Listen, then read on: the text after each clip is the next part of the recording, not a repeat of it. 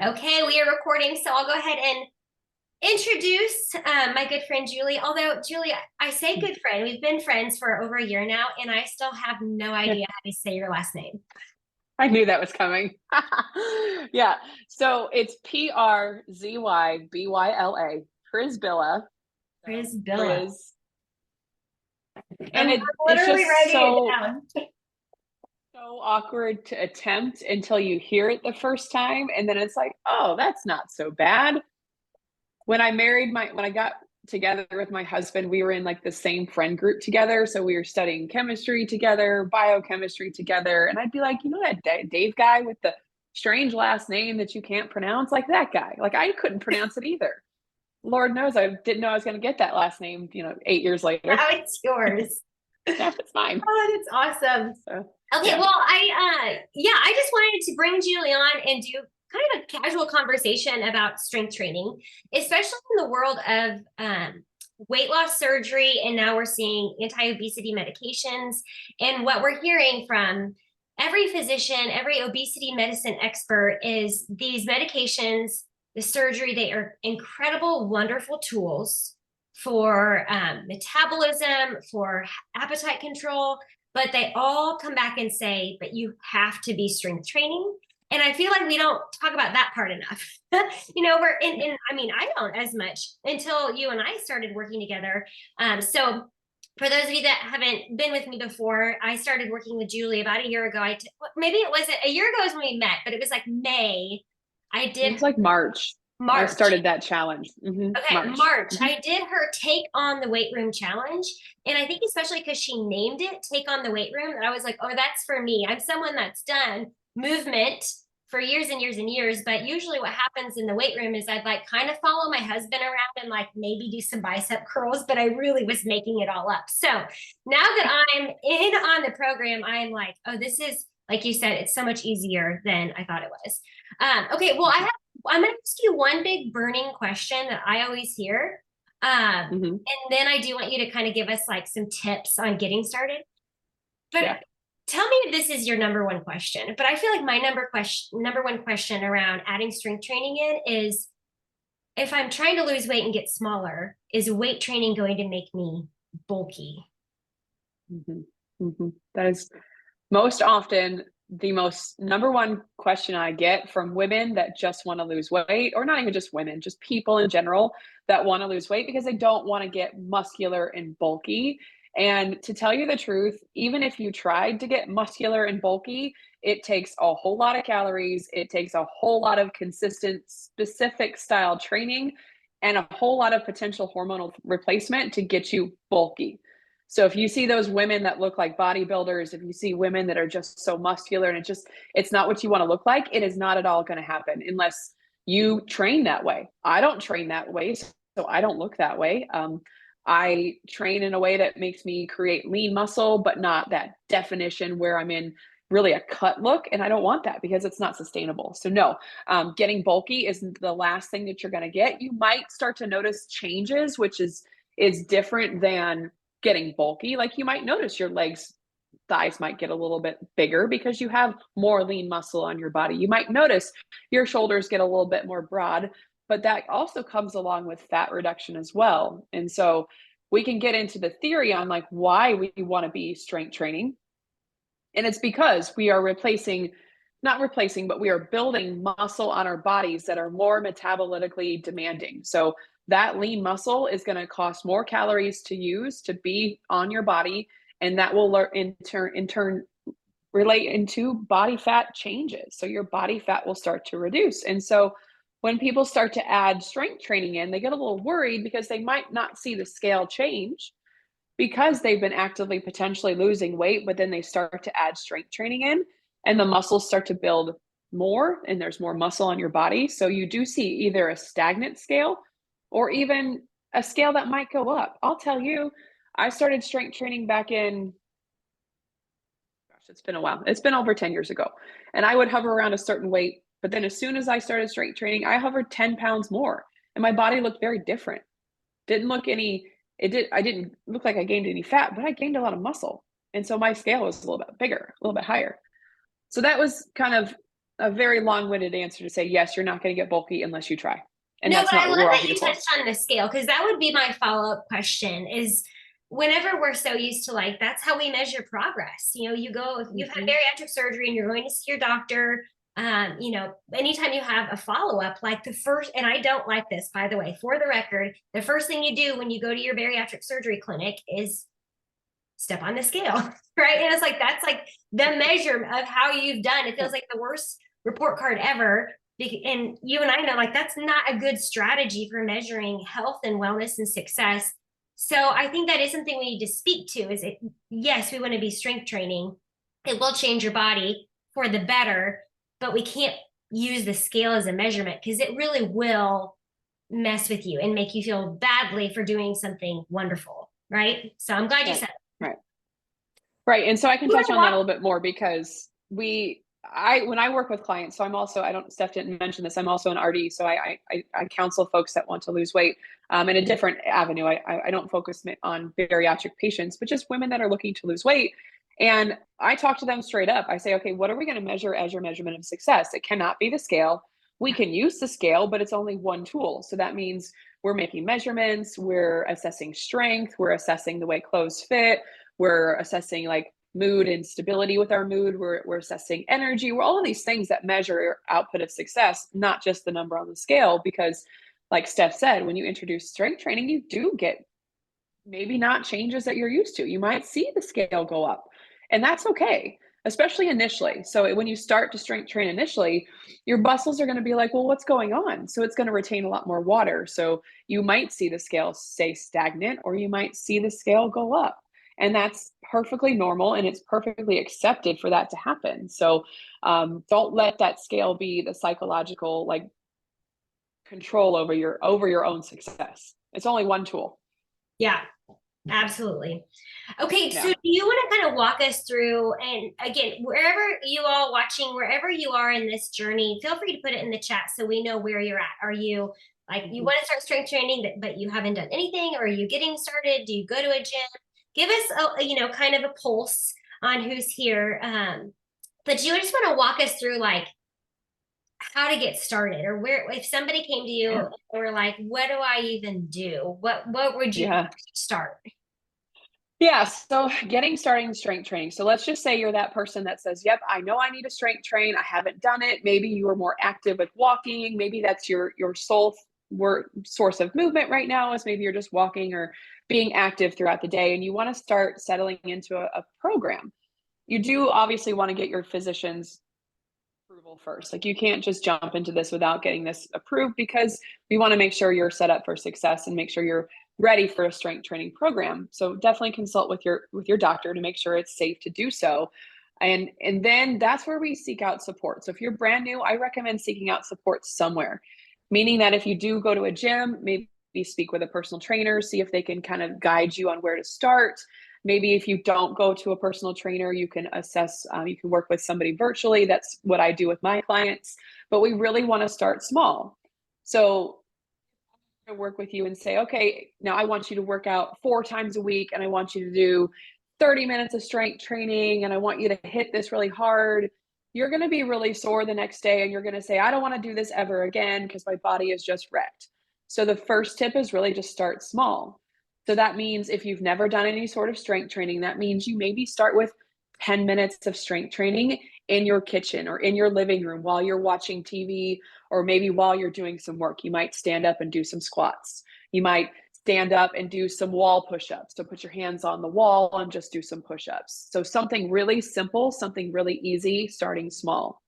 And that also goes along with my second tip, where we talk about doing body weight exercises. If you're just brand new, you definitely don't want to be hitting those heavy weights at the gym. Starting with your own body as resistance, because then we are focusing on good technique. If you're working with somebody, that's the best thing to start with, to start a really great foundation of, are you moving properly? Because if you're not moving properly, then of course you're putting yourself at risk for injury. You're also putting yourself at risk for not getting the results that you're looking for if you're not doing it as effectively as you can. So if it's available to you and you're able to do so, get some level of support, whether that's somebody that can help you, like myself, or maybe that's a friend that you know that's been strength training in the past. Maybe they can help you in the gym. So just get some level of support. These are great tips. I'm taking notes. Yeah. Okay, But so starting small is the biggest one. yeah. Absolutely. And I see some comments running through, so I'm just going to take a peek at these. Yeah, take a peek. I've been keeping an eye on this. I love seeing all of you that are getting started, trying to figure it out at home. Mm-hmm. Mm-hmm. And you're right. There's a lot of free resources on YouTube. You can Google any sort of like beginner strength training workout, and that's a great place to start, especially because if you're unfamiliar with what to do, usually these YouTube influencers or fitness professionals that put this stuff out there have a pulse on what's what's good for new beginners. The thing about that is when you're doing it by yourself, again, you're not really getting that personalized feedback to help you with your movement patterns and making sure you're doing it properly, because I can't emphasize that enough. If you're unfamiliar with how to do a squat and you watch somebody do a squat and your body's not moving in that way, well, you're not going to learn what's right for your body without some sort of feedback. So that's really important. Yeah, that's a great point. Okay, I'm going to look Mm-hmm. at some of these comments. Some Yeah. at home, some machines at the gym. Been doing walking, and we can touch on this a little bit. So as someone that probably prioritized cardio for too long before meeting Julie, I've always, and tell me your thoughts on this, but as somebody that's focused on weight management, I'm a dietitian that focuses on managing body weight. So cardio in terms of losing fat, burning fat, is lower intensity, going for a walk, doing water aerobics where your heart is not getting your heart, really beating hard and heavy, Mm-hmm. because Yeah. which is very good for heart health. When you are jogging or doing high intensity interval training, the harder your heart is working, it's really good for your heart muscle. It's a muscle and it's getting a good workout, but you're starting to burn glycogen and carbohydrate. And so then you're craving hydrate get bigger, and that's why people start saying, I've been working out a lot more, but now I'm getting really hungry. And so then they start eating more for their workout, but then they're not seeing weight loss results because the diet's kind of following their hunger, and it's Mm-hmm. a little bit hard to manage. So Mm-hmm. when someone's in a weight loss state, I encourage more walking, low intensity, but now paired with strength training. But maybe can you speak to that, like managing appetite, burning fat, and like where the cardio fits in there? Yes. Yes. So where the cardio fits in there, I am in 100% agreement with you, Steph, about making sure we are doing that lower impact, low intensity type of cardio or movement, basically. So it doesn't have to be walking. It can be, are you standing and moving around your house more often than you're sitting?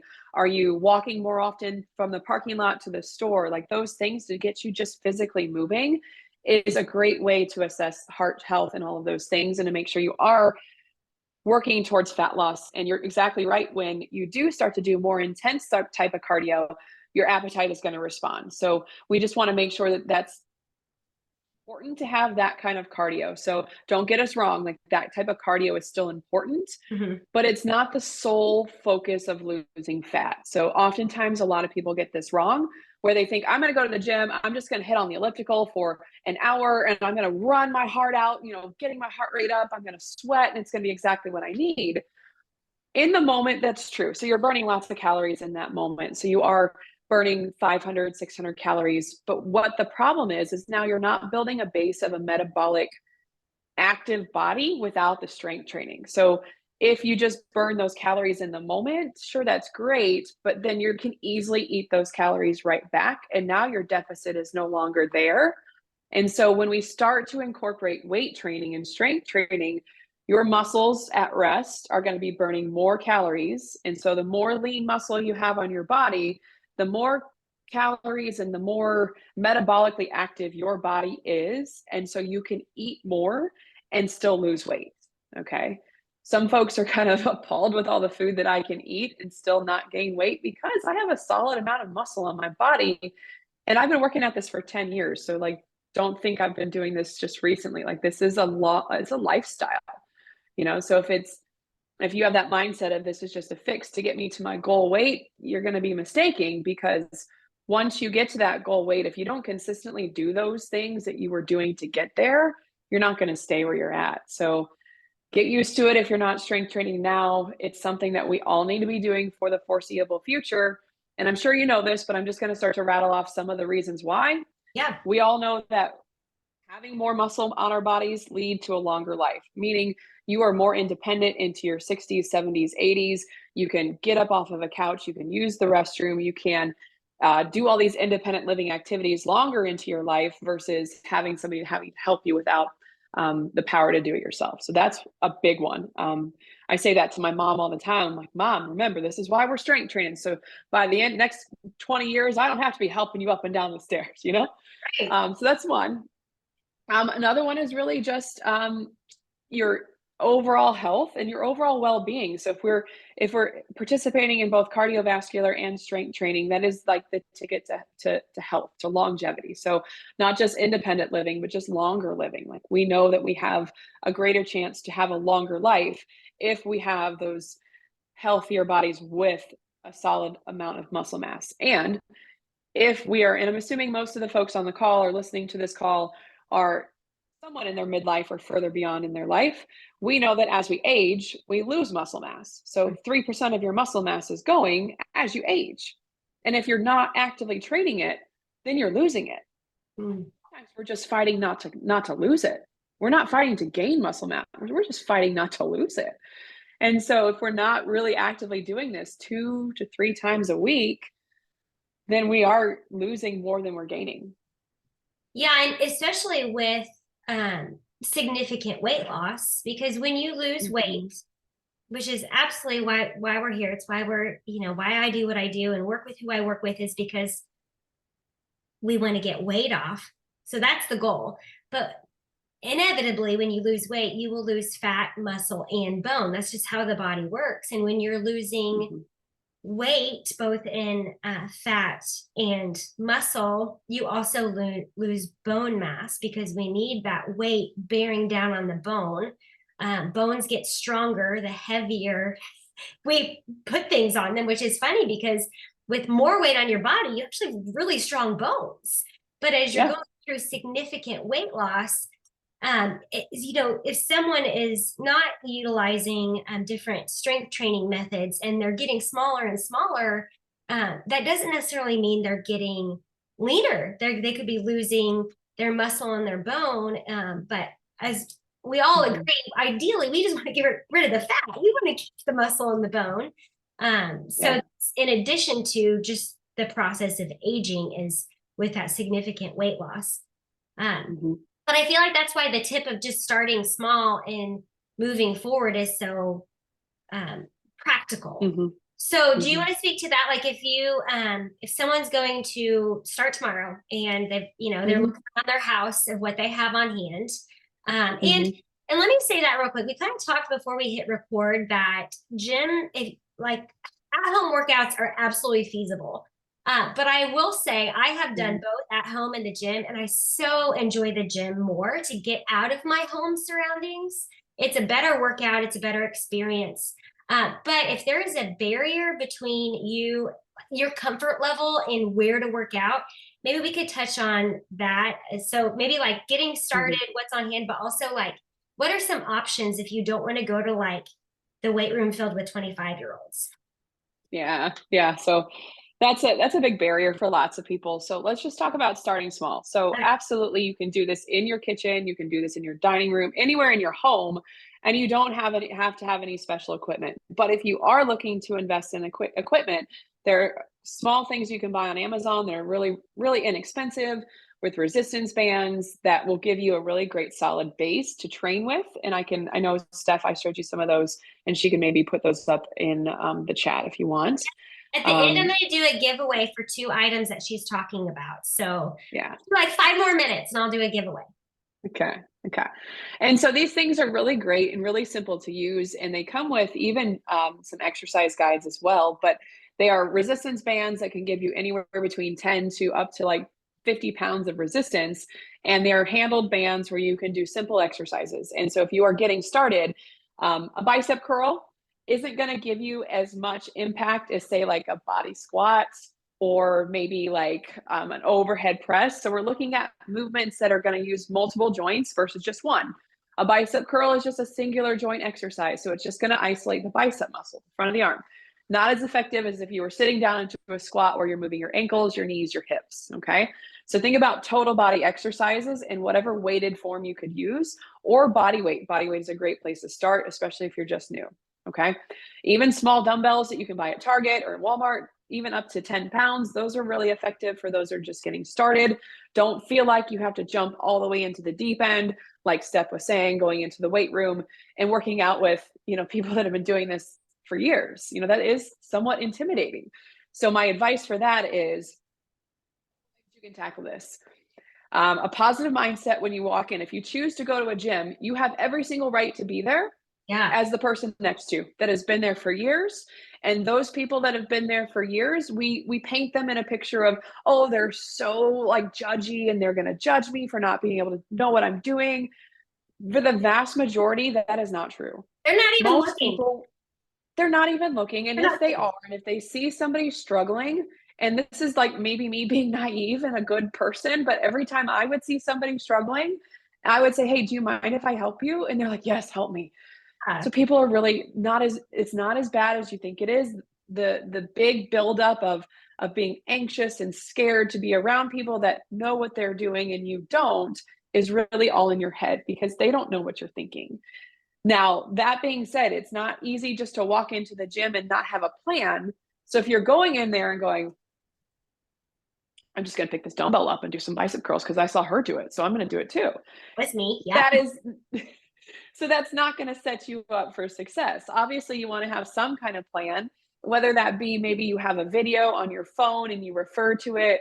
Maybe you've done your homework and you've, planned out a workout based on some information you took from YouTube, or maybe you subscribe to some personal training that I offer where it's simple. Like Steph was saying, when she did my Take on the Weight Room Challenge, I have videos and I have the workouts all figured out for you. All you have to do is press the video and go, do that, and I'll do 4 reps or 5 reps or whatever the prescription is. And so there's lots of ways to feel successful in the gym. But if that's where you want to go, that anxious sort of feeling of, I don't know if I should be here, is just in your head, and that you have every right to be there that everybody else has. I love that.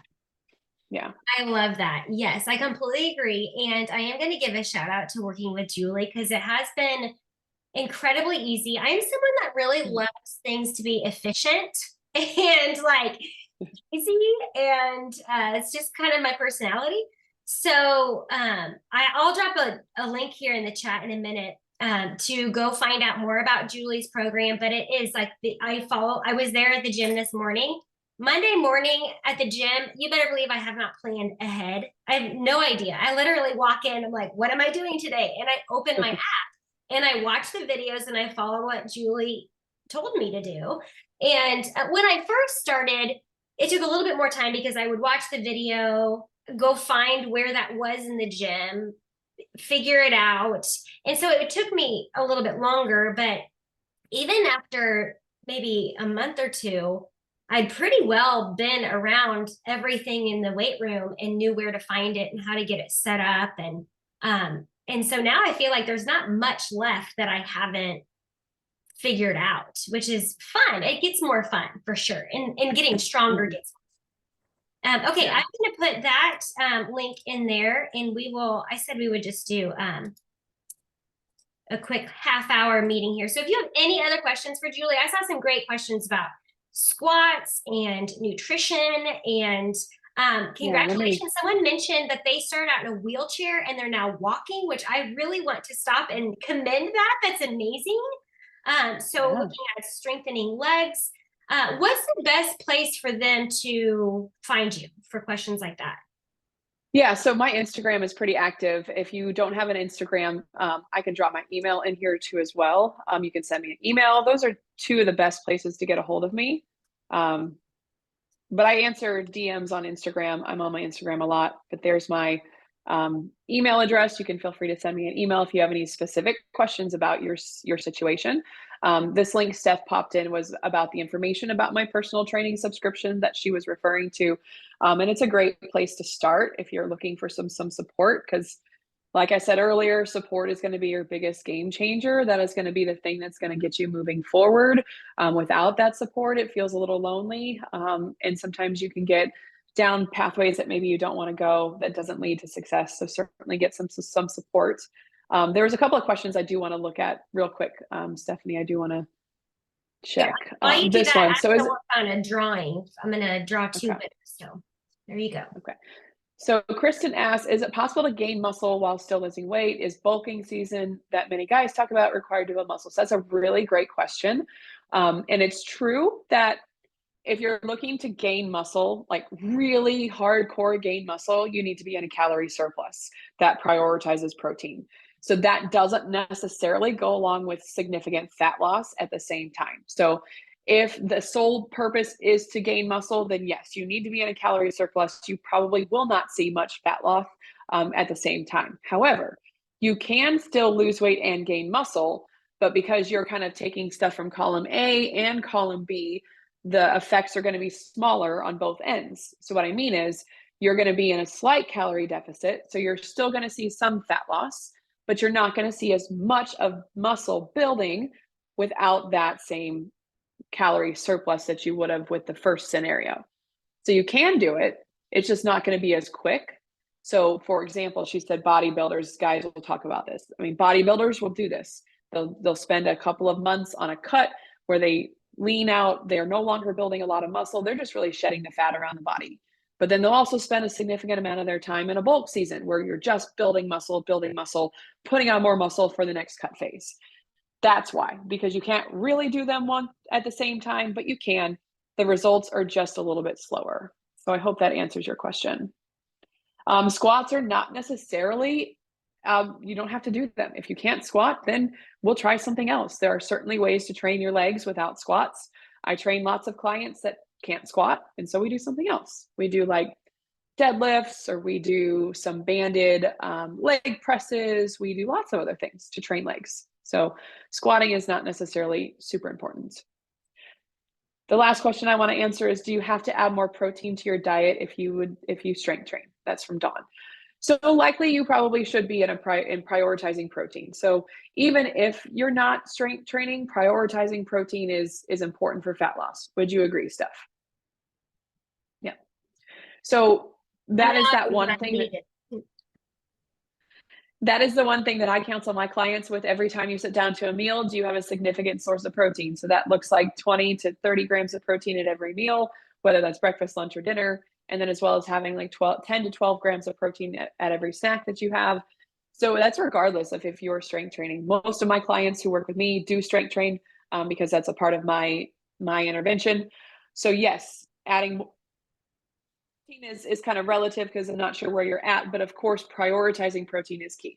Absolutely. Yeah, the good news, but it's so conducive to bariatric eating guidelines. Our recommendation is eat 2 bites of protein to any 1 bite of your vegetable, so that whatever size of pouch you have, I know we have some people that are, very new out of surgery, further on, years out. So that's why we do it as a percentage, because it's really dependent on what your volume is and what your stomach can tolerate. But yeah, 2 bites protein to 1 bite of something else is just like Julie's saying, prioritizing protein first.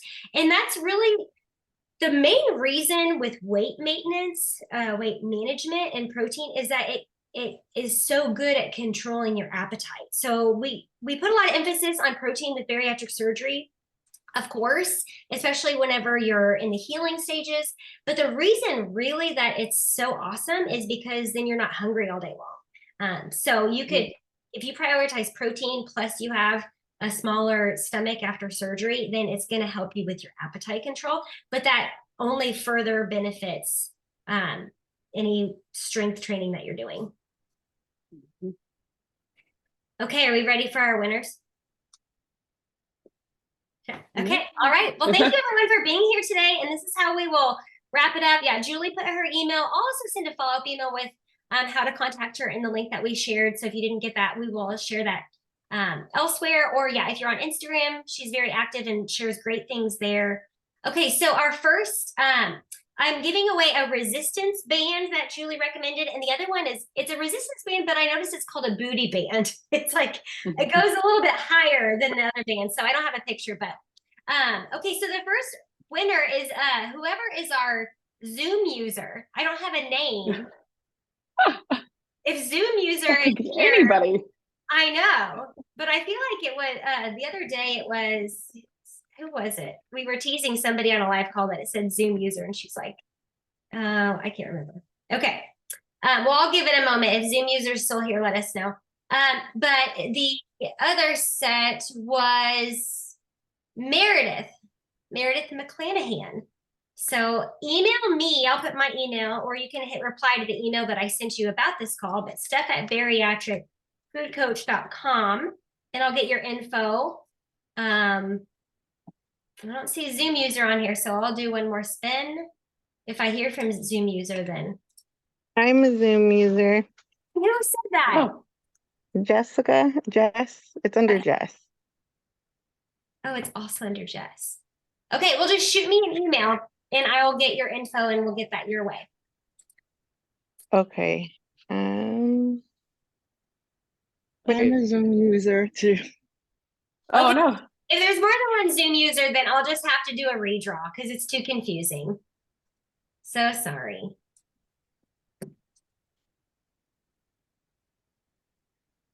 Where did it? Sorry, I closed my window. Here we go. Yeah, I'm also a Zoom user, so. Well, I don't think it just auto-populated. It had one Zoom user on my list, but that doesn't really help us. Okay, Karen. Do we have more than one Karen? Let's see. I don't think we have, it looks like just one Karen. Karen Long. Okay, if she's still around. She looks like she's there. Yes, it's Karen Long. Okay, and I even have There her she is. contact info. Okay, Karen, you know how to get a hold of me. So Karen and Meredith are our official users. Sorry for the confusion, everybody. Okay, well, thank you so much for being here, Julie. You're the best. Yeah, Unless Steph. you make me do too many planks, then you're not the best. But otherwise, Really? Planks? Like that's the one that you don't like? I really don't like them. I keep thinking it's going to get better, but those are the ones that they work, though. They work. They do. Yeah, totally. All right, everybody. Thanks, have a great everybody. day. Bye. Bye.